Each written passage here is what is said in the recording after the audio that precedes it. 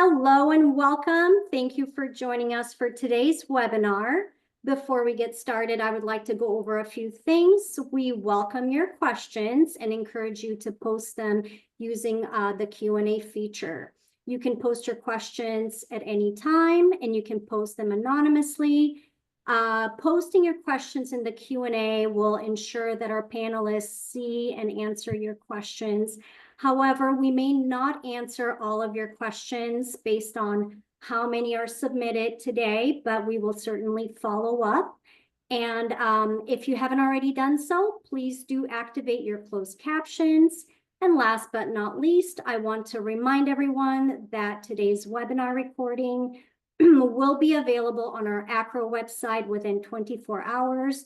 And I'll be sure to post a link to the webinar archive page in the chat as well. And without any further ado, I would like to hand it over to Brenda Selman. Thank you, Brenda. Thank you, Belma. I appreciate it. Welcome, everybody. It's so nice to have you here today. I am joined by some wonderful colleagues, William Gill, who's our Senior Director of Government Relations with AACRAO, Sean McTighe, Executive Director, Title IV Compliance and Data Intake with the National Student Clearinghouse, Carolyn Sloan Mata, who is a higher education consultant, joining us as our AIR representative today, and then myself, Brenda Selman. I serve as the AACRAO Vice President for Admissions and Enrollment Management, and I'm also the Assistant Vice Provost and University Registrar at the University of Missouri. So we are going to look at our plan for the day here. Mike, I'll have you. So we've had our introductions. We're going to talk about today, take this from the big picture on down to what schools are doing. So from the big scope of what FVT and GE are about, how we got here, what's on the horizon, then the National Student Clearinghouse option, and then finally some of the common challenges and a chance for you to provide question and answers. So Sean, would you like to take it from here? I'm sorry, Carolyn's first. Thank you, Brenda. I'll just quickly introduce myself. My name is Carrie Mata, and as Brenda mentioned, I am here on behalf of Christine Keller with the Association for Institutional Research. And part of the reason Christine asked me to join in her stead was she and I have been working on issues related to financial value transparency and gainful employment for about a year now. She and I first connected about the topic a year ago, but she and I have worked together on a number of other projects. And part of why she asked me to step in and talk about what this means for institutions on a more macro level is because I've worked with a number of state associations of independent colleges. So I work with the state associations in Georgia, North Carolina, South Carolina, Texas, Louisiana, and Oregon. But in addition to that, I've served as an IPEDS educator for the last decade, and I've served as a one-person shop doing IR work for institutions. And so I've been on both the submission side of projects like this, as well as on the more policy side, where I've seen how the data gets used later on after we've submitted it. If you will switch to the next slide, please. I like to give a disclaimer, which is that I do not work for the Office of Federal Student Aid, and I do not work for the Department of Education in any capacity in that sense. So, everything that I tell you is my reading of it, and my reading of it may differ from maybe someone else's reading of it. But whenever possible, I like to direct people to the link where I found the answer to my own questions, and I'm happy to do that with you here today. My portion of what I'm going to cover, I'm going to do a quick overview of the regulation, and that's really important because we're so focused, at least the institutions that I talk to, we're so focused on being compliant and submitting the data that we are not really thinking very far about what is the purpose of financial value transparency and why are we doing this? How is the data going to get used later on? So I'll cover a high level overview there. I'll dive a little bit into standard and transitional, just in terms of what I've heard from campuses in terms of how they've made the decision to decide between standard versus transitional, because it really is an important decision to make as a campus. I'll talk quickly about the measures that are established. because again, I think we are so focused on getting the data and submitting the data that we're not thinking about what does this mean after the fact, right? What are these measures and how are they going to impact our institutions? I'll follow up by talking about some of the concerns that I've heard from campuses, but then also some of the concerns that I have that I make sure that I talk about with the different campuses that I work with. And then last, I will go over a couple of FAQs, but I will not steal Sean's thunder because I'm sure he has a lot of answers to FAQs that he has received with NSC. Next slide. So let's think about what financial value transparency is and gainful employment, because they are separate regulations that we hear talked about interchangeably, right? We talk about them together as if they're the same thing, but in actuality, they are separate sets of requirements that apply to different types of educational programs. And for anyone who has not yet read the final rule, it was a lovely 190 pages long. And for many of us, it left more questions than answers. And there are still pieces that the department, in my opinion, is still getting to. There are still questions out there that we do not know. So let's talk kind of quickly about what this is. So as an overview, we are talking about what used to apply to a smaller set of institutions is now applying to a larger set of institutions. We are being asked for information about our programs and students, and then we are going to see that data get matched up with income data from federal sources, which is going to then give information about, the way I think about it is partially ROI, right? Return on investment data. Next slide. So if we think about the purpose, and for me, I think it's really important to understand this, because if we are asking, whether you're an institutional researcher, a registrar, a student financial aid director, you're in admissions, this is a lot of work. The estimation was 500 hours. So that's 500 hours of work on this one project, and nothing else typically gets taken off of our plates in order to fulfill the mandates that we are doing here. So when we're asking for resources on campus from our senior leadership, part of what we really need to do is be able to articulate why this is important, what it is that we're doing. So the gist of this, and it's not really I'll be careful with what I say here because we are recording.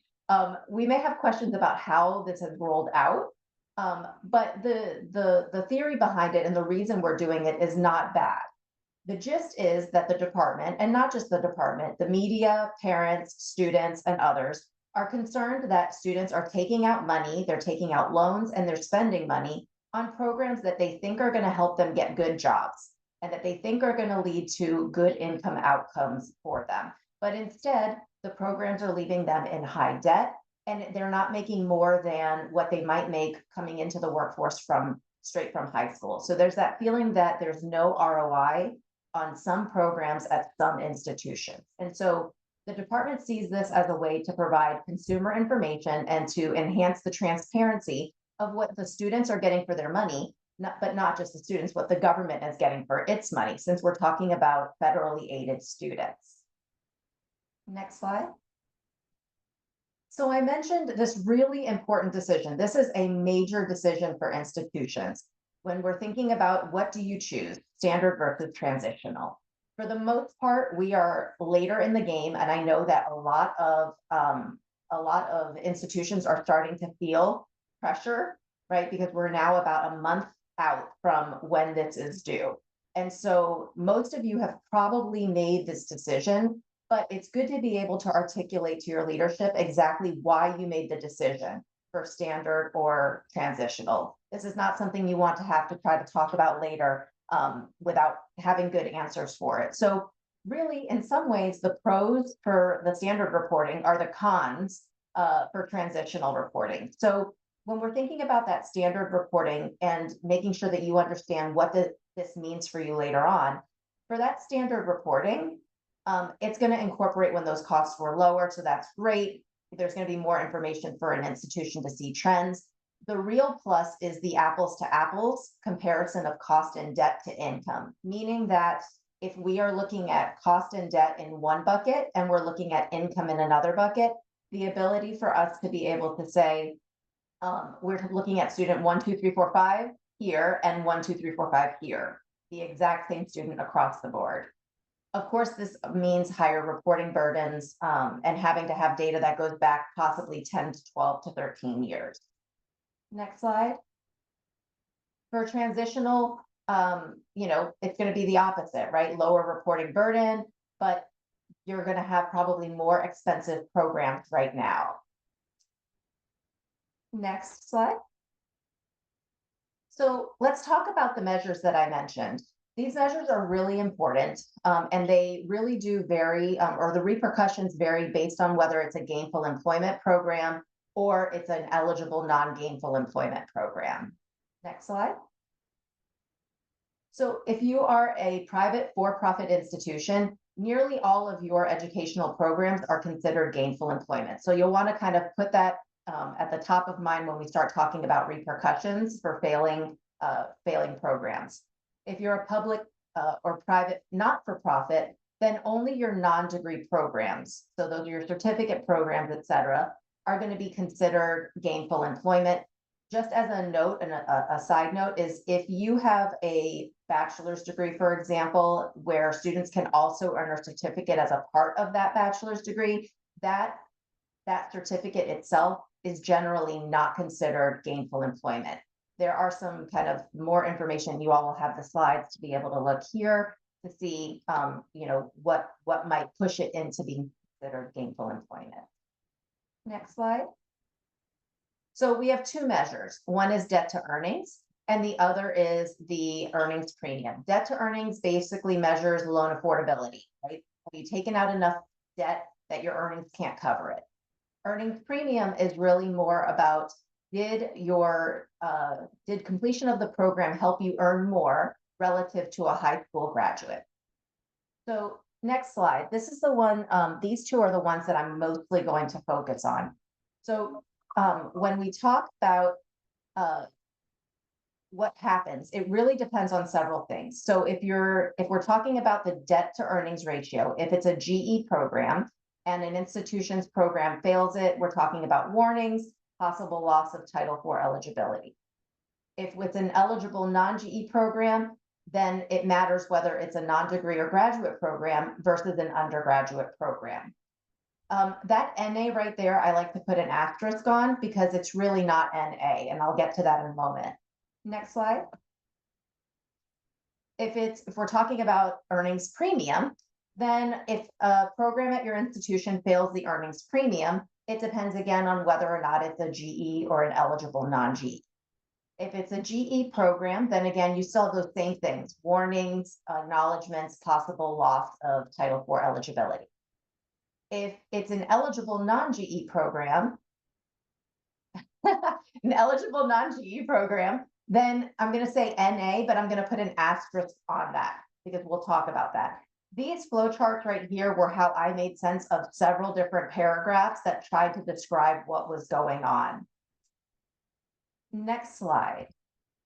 Okay, so I did not put this in writing, and this is the kind of things that I like to just be able to say as opposed to have them with, print out and my name associated with. So what I'm concerned about. So from campuses, what I'm hearing, lack of resources, lack of understanding, lack of instructions and FAQs and understanding around what they're supposed to be doing. Feeling that the data may not be good going back 5, 10, 15 years. Worrying that unlike IPEDS, there's not going to be an opportunity for prior year revision to correct their data. Worry that how is this going to fit in with all the other work that they have to do? What about SIP codes that have changed? What do I do about students who change programs and change levels and leave us and come back? And so those are things that campuses are worried about.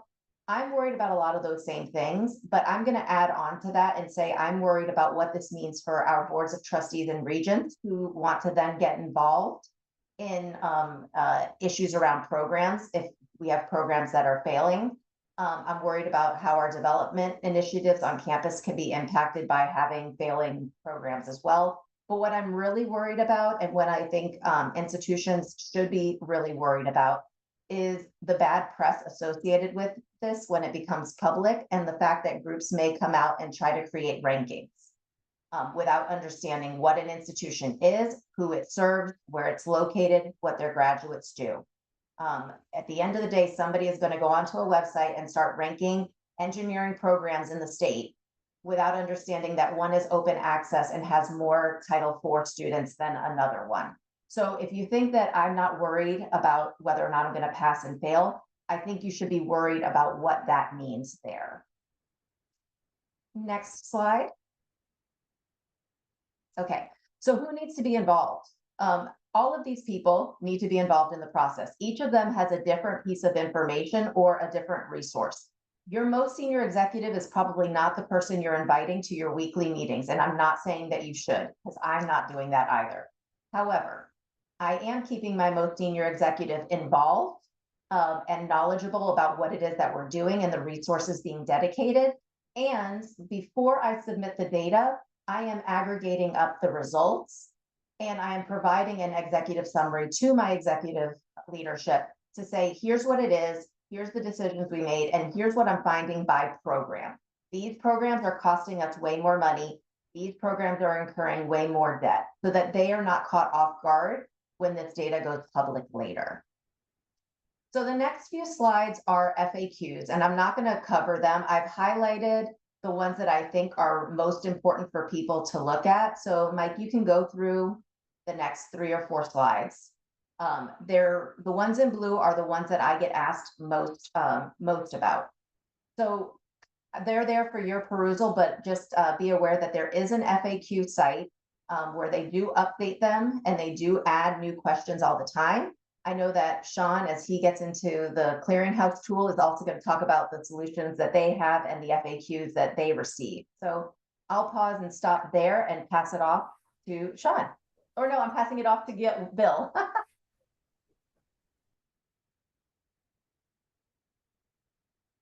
Oh, we can't hear you. Bill, you're muted still. You're muted. Thank you, Mike, and thank you, Carrie, to provide us like the perspective from boots on the ground in regards to what AIR and their membership is looking at, and that's a lot of information. And I know that all our members who are watching this appreciate that. I'll just go through a couple of things before I turn it over to Sean and the clearinghouse. But you know, the conversation versus debt to earning conversation, I think it's critical as we go through it. So this has not been lost on the community. AACRAO has been actively engaged in the whole process of making sure that that the department as well as members of Congress know that this is of large concern to us. For lack of another issue, lack of other words, it's just the lack of clarity around that the reporting requirements that are supposed to be coming into effect. I mean, and let's just, we have a convergence of the fact that the new Congress is going to be put into effect on January 5th. The regulations are going to go into effect on January 15th. And then we have a new presidency that's going to go into effect on January 20th. That's a lot of like things that are transpiring in a span of 15 days in regards to what that will mean to higher education institutions. And so all this to say that AACRAO has been engaged, as well as we have been trying to make sure that the community is also engaged. And Mike, you want to click on the community letter?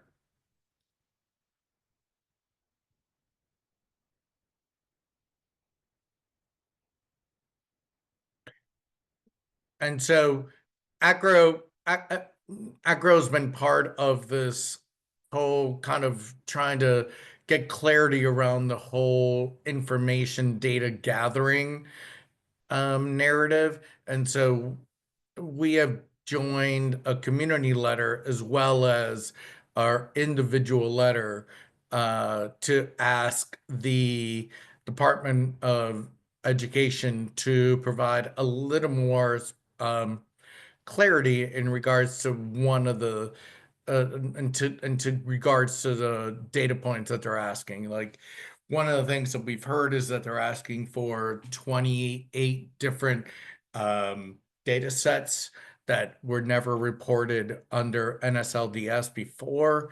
And so we are trying to get some clarity around all that. Mike, you can jump out. That's totally fine. Um,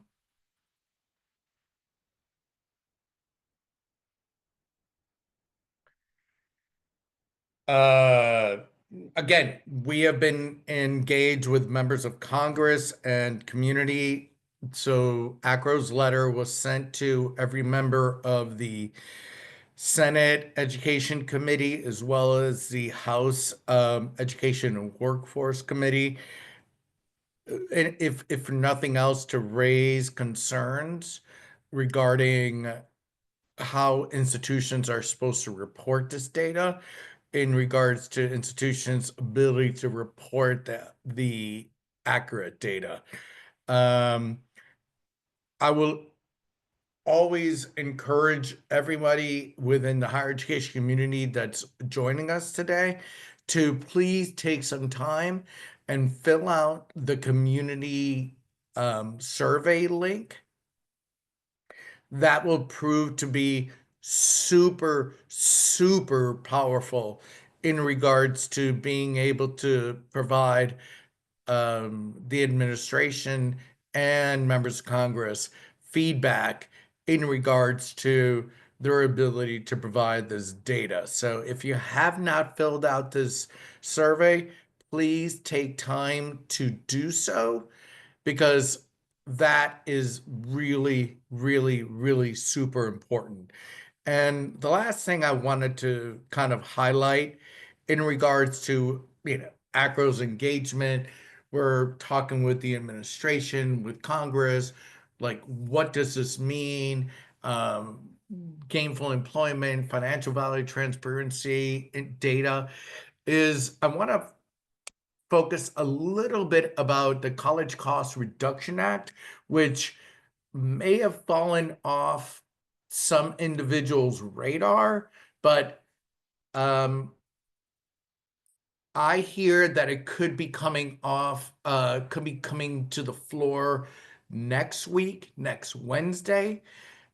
And I'm sure that everyone's government relations staff is on top of it, and it's not necessarily going to go anywhere this Congress, but I want to focus on this in regards to what it means for the next Congress, because it's already been scored at $185 billion savings, and the priority for the next administration will be within the first 100 days is going to be a tax cut.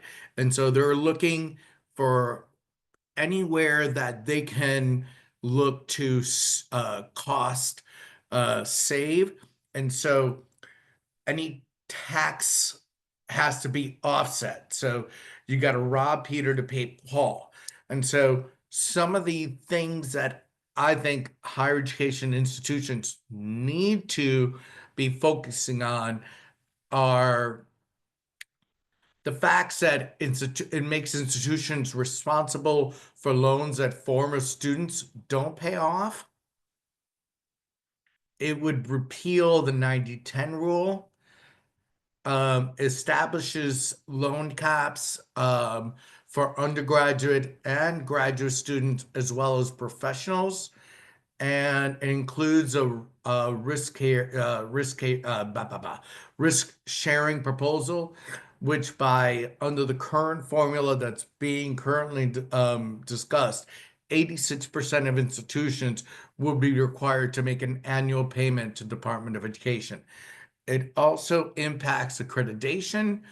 And so I would just encourage all our members to be actively engaged in this process, because within the first 100 days, they're going to be looking to pass a tax cutting legislation.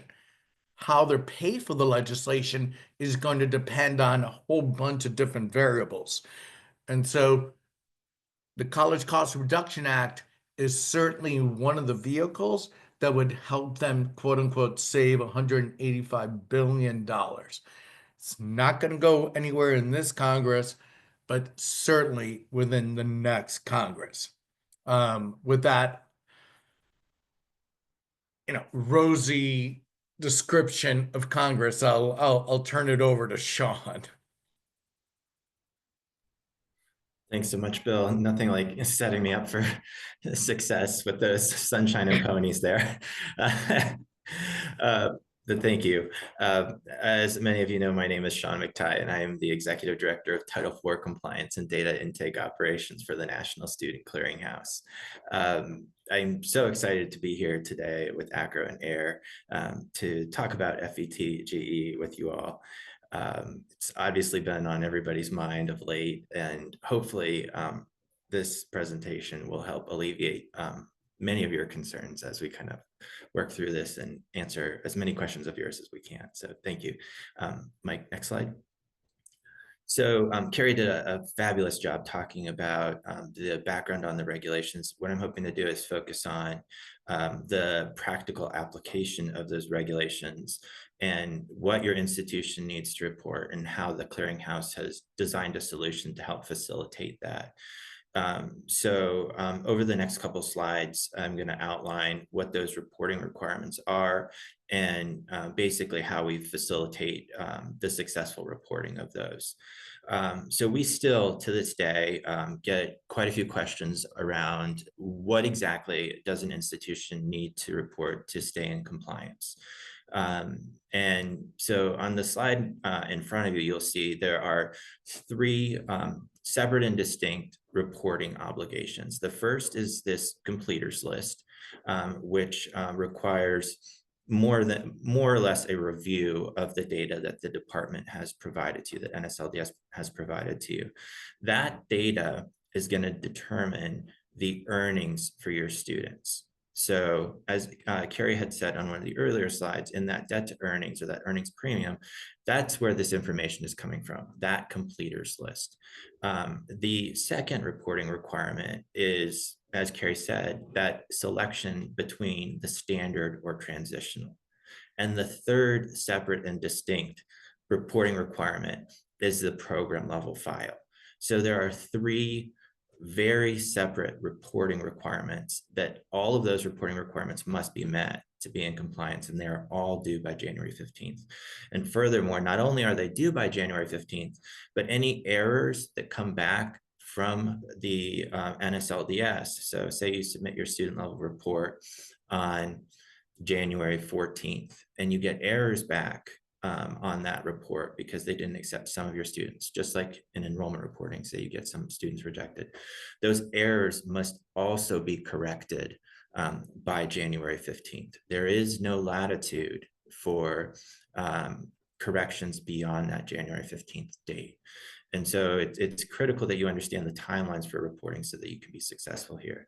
The clearinghouse has also designed this 1A process, is what I'm going to call it today, which is this before you begin process, because as Carrie said, as schools have gone back further in their data review, there are a lot of data integrity issues.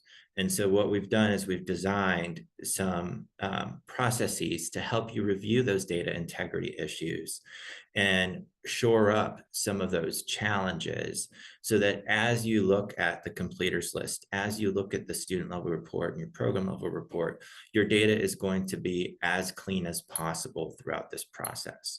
We want to make sure that you are set up for success And in order to be set up for success, the data set that you're starting with has to be as good as possible, because the completers list is based on graduated statuses that have been reported to NSLDS. That student level report is going to be based on graduated statuses and withdrawn statuses and the most up-to-date information that your school has provided. And so is that program level report. So shoring up any of those discrepancies is really going to be a critical part. Is it required? It's not required. And we will build your reports based on the information that your school has reported to us. But it is something that will improve the quality, the ultimate quality of the data that gets sent to NSLDS in the long run. So next slide, Mike. So I want to talk a little bit about each of the reporting components and how the clearinghouse basically helps facilitate the meeting of those reporting requirements and what we do to make sure that you are set up for success. So in that before you begin section, the first thing that we're going to do is we're going to provide you with a comprehensive set of resources. Those are going to be live resources where, when we go through that activation call, we're going to go end to end through all of the reporting requirements with you and the application. And we're going to show you how the application works and helps you meet those reporting requirements.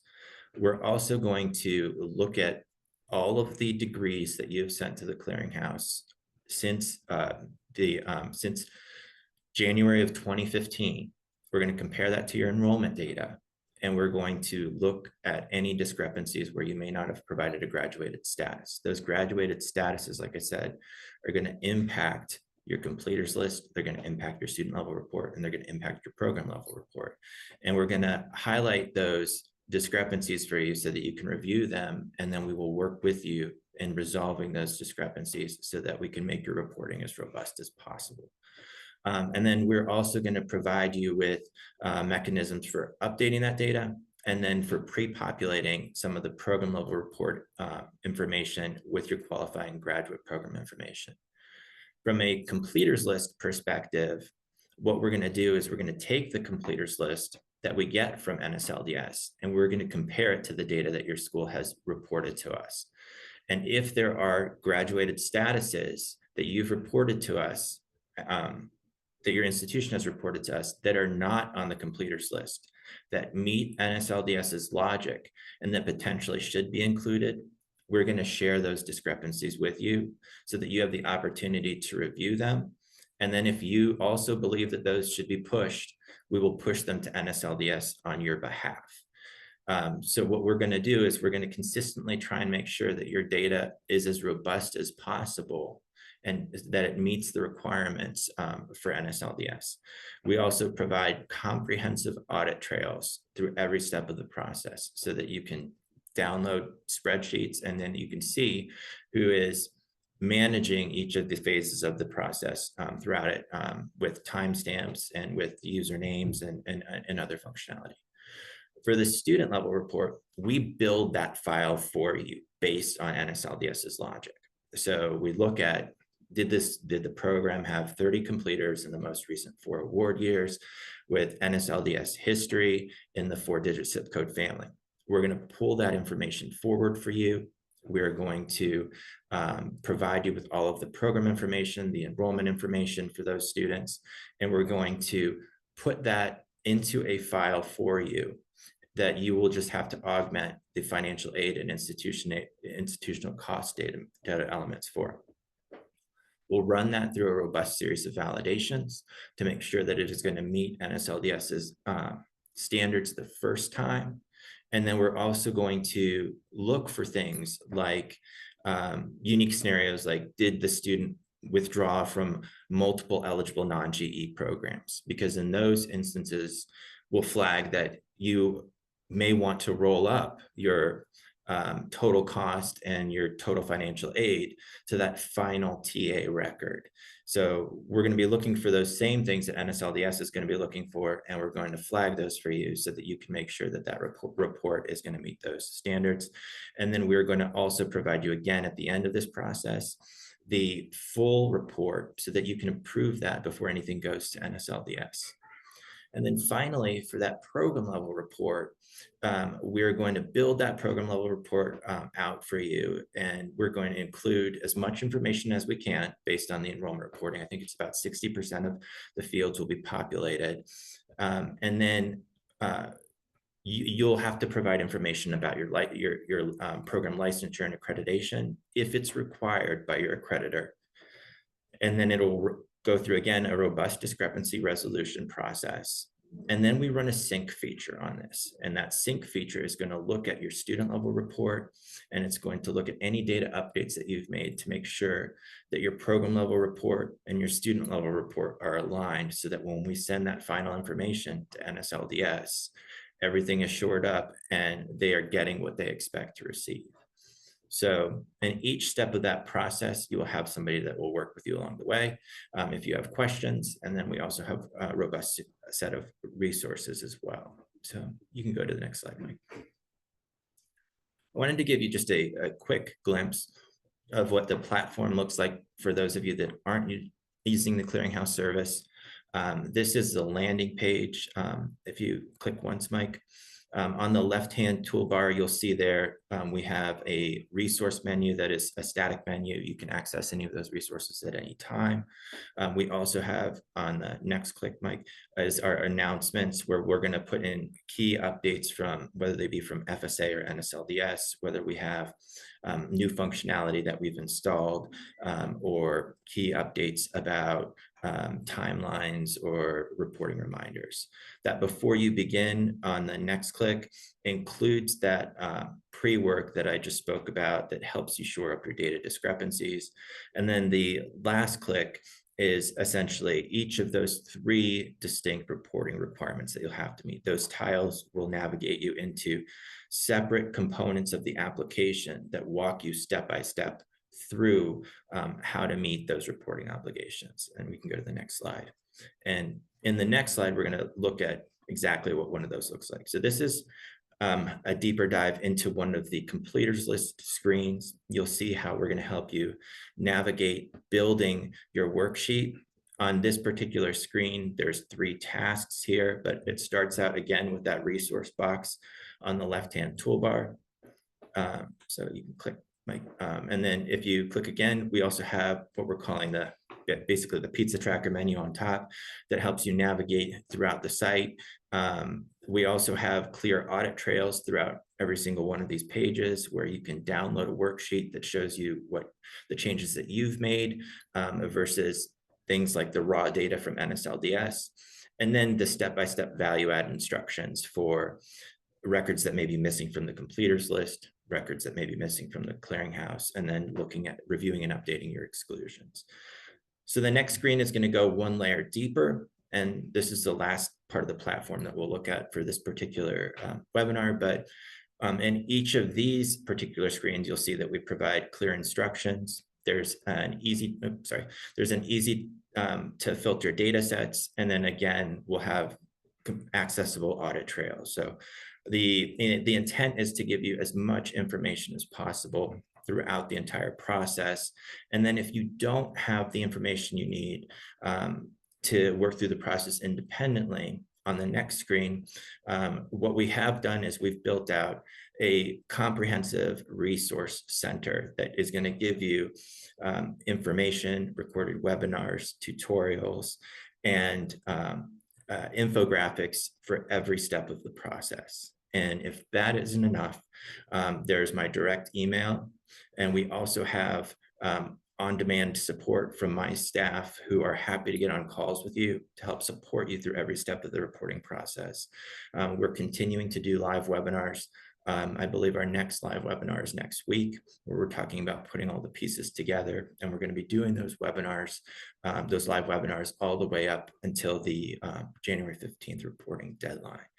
So our intention here really is to support you through each of the reporting steps of the reporting process. It's complex. There's a lot to it.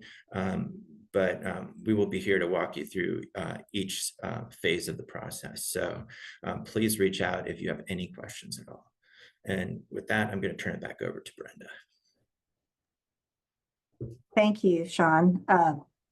I've been watching the questions and there are a lot, so I'm glad to hear about the NSC upcoming webinars and all of the questions and answers. Some people are voting for multiple questions, so thank you very much. This kind of illustrates what I wanted to talk about, which is I think a lot, bringing this down to the institution and all of the things we're seeing in the questions is that there are many of us trying to triangulate the population.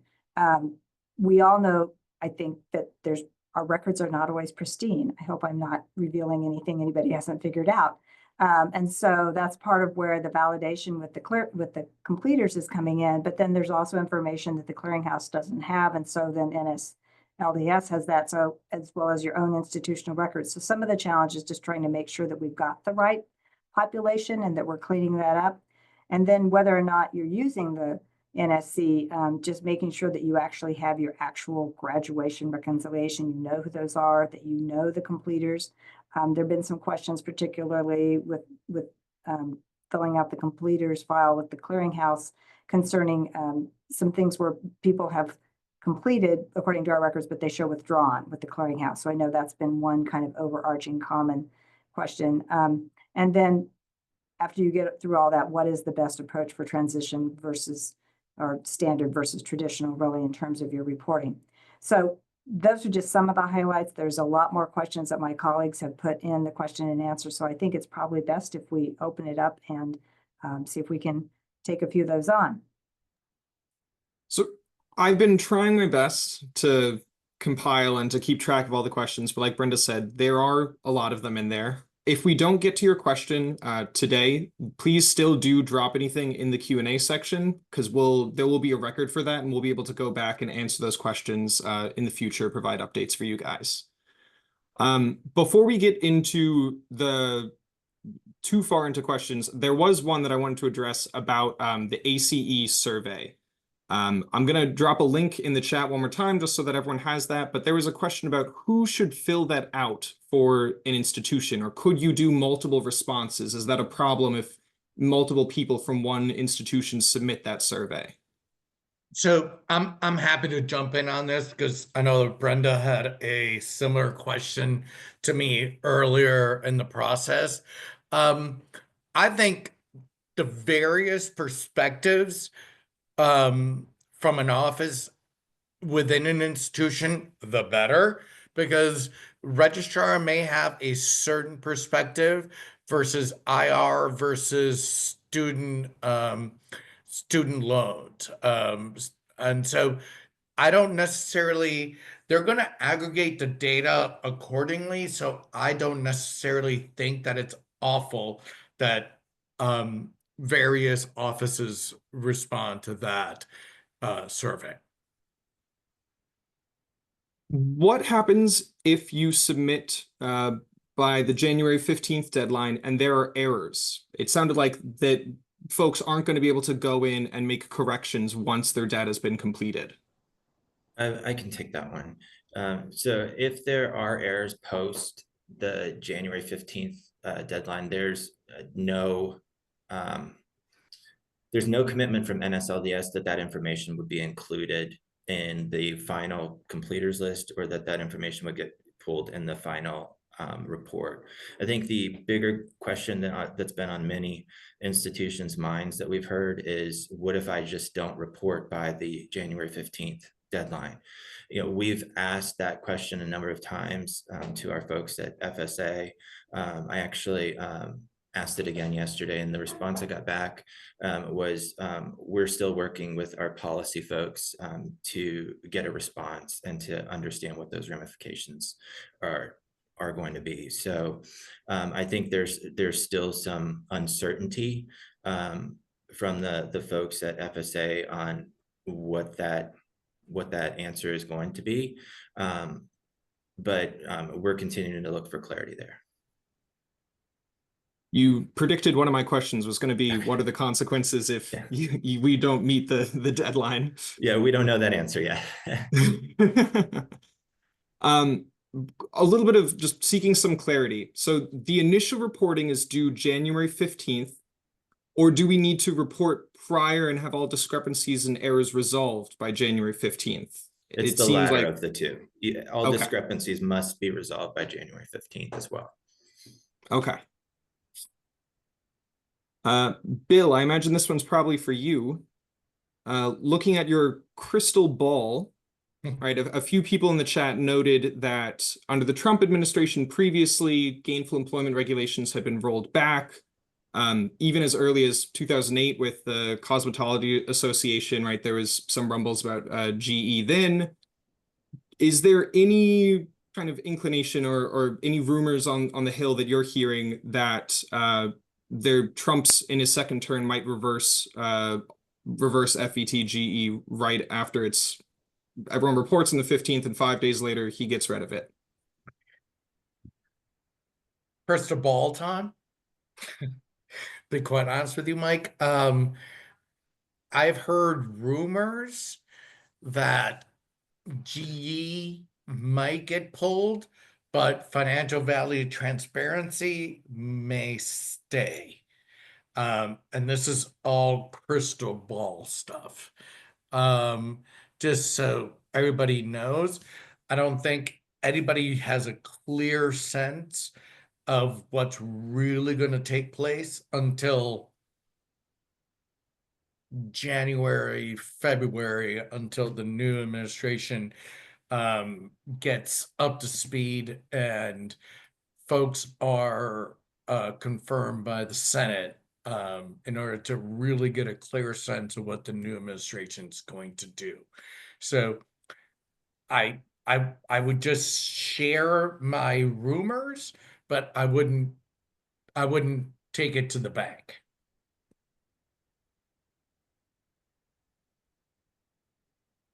If we found errors on the submitted graduated student reconciliation report, is there a way to reopen submission of that section within the National Student Clearinghouse's platform to correct those? There's been a few people that talked about having some errors and not knowing how they would go about before the January 15th deadline of reconciling those.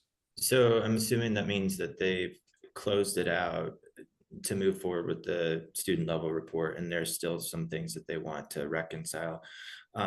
Yeah, let me give you a longer answer to that because I think it may alleviate some of the other questions I saw in the chat as well. The grad status reconciliation report, like I said, is basically flagging discrepancies between degrees that you've sent us and graduated statuses that we don't have in our system that would be used to generate your student level report, to augment your completers list, and to look at the logic of pulling in programs for the program level report as well. It's not the only method, though, of updating graduated statuses at the clearinghouse. So if there are graduated statuses that you need to correct at the clearinghouse, you can do that through individual student updates. And you can also send us a grad-only file. A grad-only file is actually a great way of bulk updating graduated statuses. And it's one of the ways in which we're recommending for schools that have, for example, thousands on the grad status reconciliation report to send us just to send us a grad only file instead of working through those students one by one. It can be much more efficient if your institution sends grad only files on a regular basis already. So yes, we can reopen that report for you, but sometimes depending upon your school's situation, it's more efficient to send those individual student updates, depending on how many you have, or to send us a grad only file and we can process those graduate status updates. And those will have the same impact of updating your student level report, updating your program level report.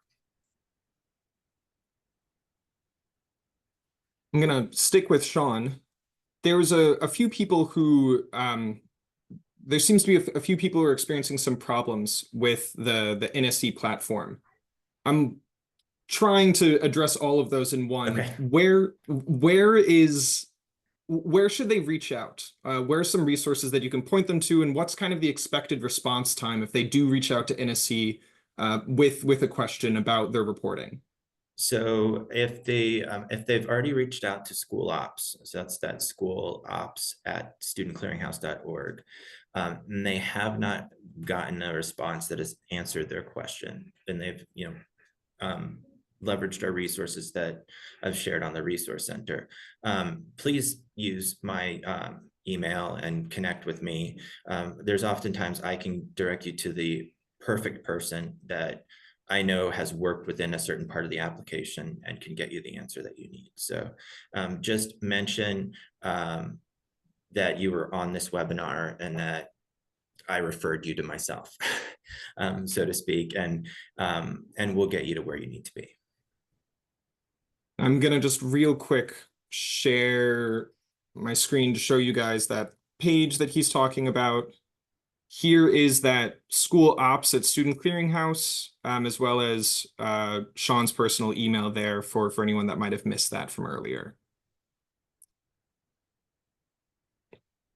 Another question.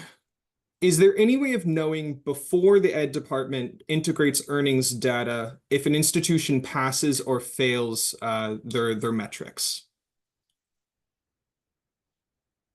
So we are still waiting on Ed to publish the 4th guide that they've promised for FVT-GE, and that is supposed to be focused on the earnings premium and debt to earnings calculations.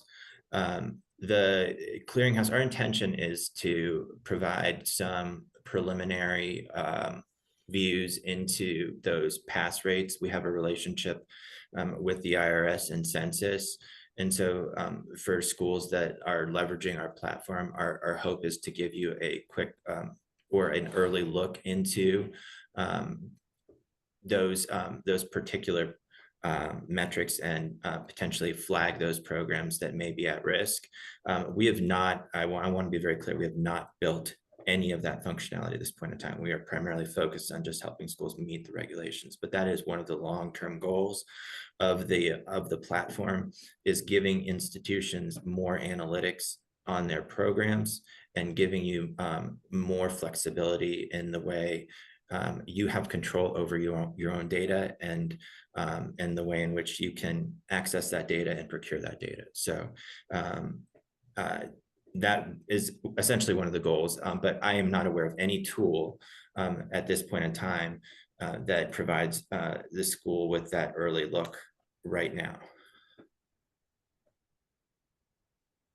I saw at least 2 questions talking about how to determine if something's considered gainful employment versus FVT and what standards apply. I'll just mention briefly the Carrie's section. She has some great slides that kind of break down the distinctions between FVT, GE. The slide deck will be made available on the webinar archives page afterwards, so feel free to reference that. But Carrie, do you want to just real quick, what are some ways to determine if something is FVT versus GE, and what are the standards used for those two?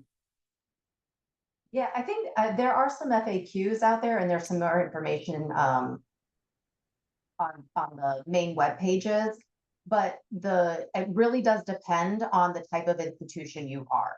So if you are a for-profit institution, you generally can feel pretty confident that almost all of your educational programs are going to be considered gainful employment, with the exception of comprehensive transition post-secondary programs, and I believe prison education programs, possibly. I need to look at that.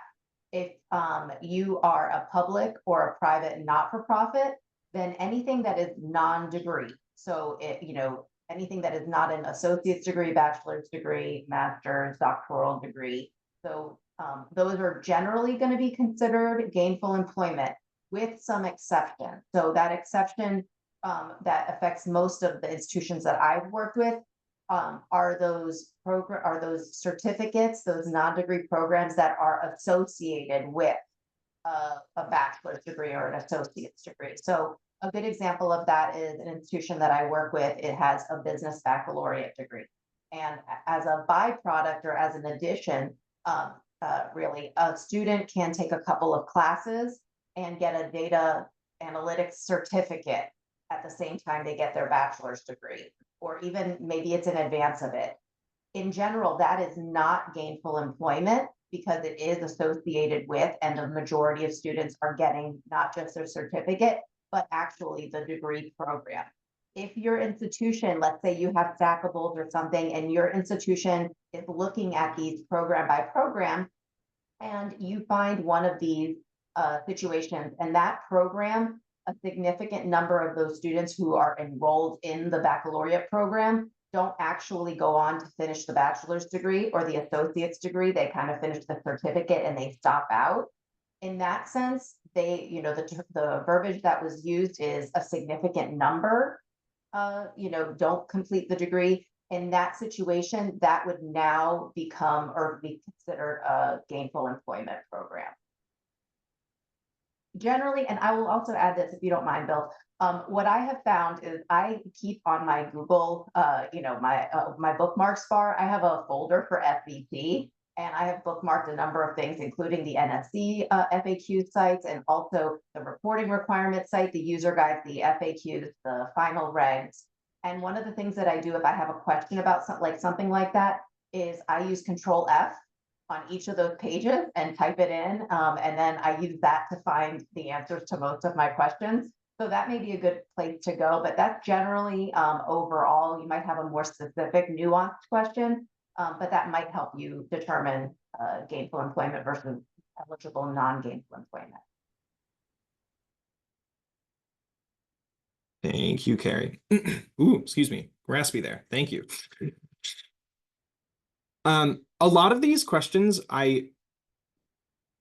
please feel free to reach out to Sean. I hate to do this, probably going to inundate your team, but there's a lot of questions that I think are well suited to you and your support team there.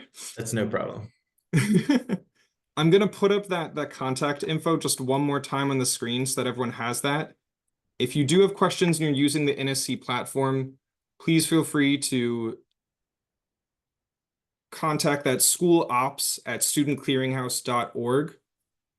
Or Sean has also graciously provided his personal email there as a resource. And I am traveling today, so if I don't get back to you right away, that's why. Right. Are there any other questions? I mean, there's still a ton of unanswered questions here, but I'm trying to look for ones that are Sean, I love really that caveat. open to the whole group here. Feel free to put in, as we have a few more minutes here, any final questions you might have in the Q&A section. And as a reminder, the webinar recording will be available as well as this slide deck within 24 hours after we finish today. The same page that you went to register for this webinar, that's where the recording and the slide deck will be linked. So thank you, Mike, and thank you to our panelists. This has been a really wonderful, informative webinar. And I know we didn't get to a lot of your questions, but I feel like we've got some resources so you can go pursue a lot of those. And we will all get through this one way or the other. So chin up and thank you for joining us.